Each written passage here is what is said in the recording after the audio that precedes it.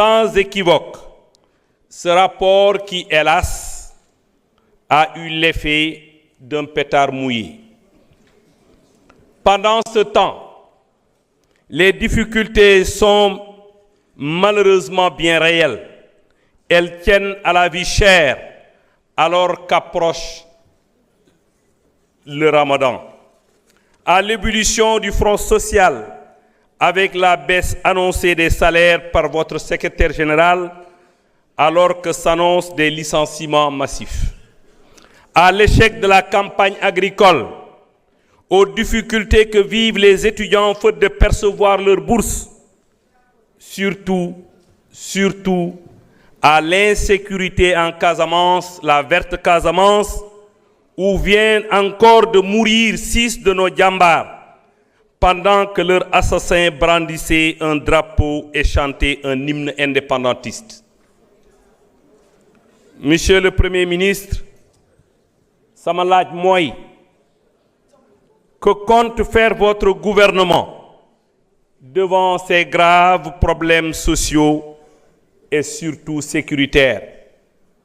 Wassalamu alaikum wa rahmatullahi ta'ala wa barakatuh. Wassalamun ala man ittaba al-huda. Monsieur l'honorable député Abdou Karim Sall.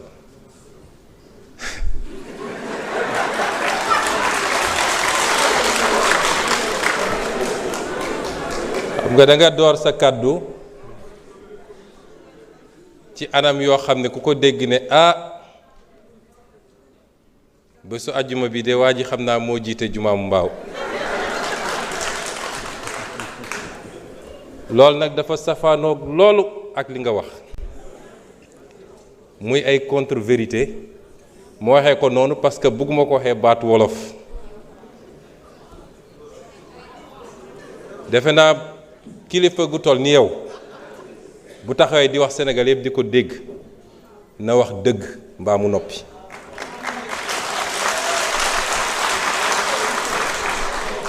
yow nee nga juróom benni soldat daan nañu Casamance ci fan yi amut waxoo lu am benn soldat daanuwul Casamance Facebook ngeen di toog ñu bind ngeen jël yóbbu benn soldat daanuwul Casamance loolu amut nee nga dañu annoncé licenciement massif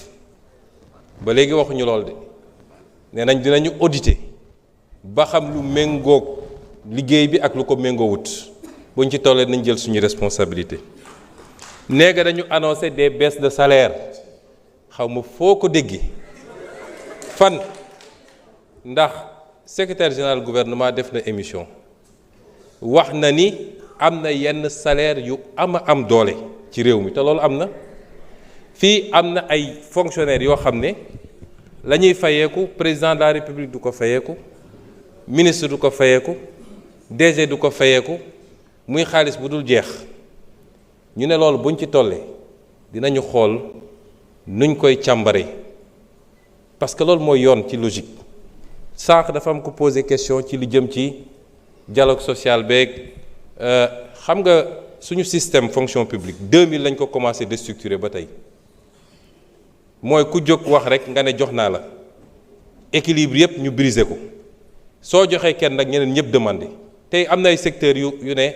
ñun dañoo bloqué parce que ñoom dañ leen waroon jox léegi lii mais mënuñu continuer dans cette frénésie là un État dafay am un système de rémunération buy répondre à un certain nombre de normes et de critères les hiérarchies les grades etc fonctions yi doog a ñëw mais loolu amatul Sénégal on se lève on crée une agence et puis ñu teg ko kii nee nga yow da nga wax ci kàddu askan wi yow askan wi nag am na yu bari yu ñu lay laaj te layagoo ci bis boo ko dellooyee askan wi defe naa yaa nekkoon ministre bi ñuy def le fameux contrat des 45 milliards de l'armement tontoogoo ci yeneen yi duma ko tudd ba ci forêt classée de Thiès bi tamit xam ngeen yéen mënu leen tey crédible ni da ngeen di défendre askan bi ndax yéen a suuxatal réew mi ba mu ne tot yéen musu leen yéeg askan wi vous vous êtes enrichi ñoom xam nañ li tax ñu daw ñu ci bëri ñëwuñu bu ñu paree dem ci média yi di lappi yéen vous ne pouvez pas parler au nom c'est-à-dire li ñuy def nii ñëpp mën nañoo wax ba mu des yéen da ngeen waroon raser les murs nga ñëw taxaw fii auzu billahi mina sheytaan rajim askan wi neen assemblée sax moo la may loolu. Ensuite nee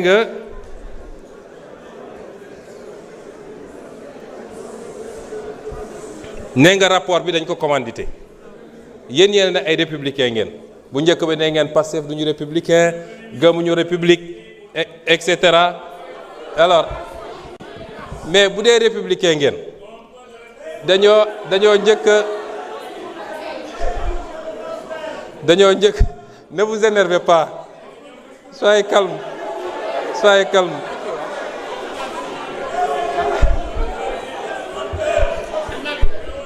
Monsieur Sall, vous n'avez pas la parole. Monsieur Sall, vous n'avez pas la parole. Respectez les gens, sinon vous sortez. C'est très simple.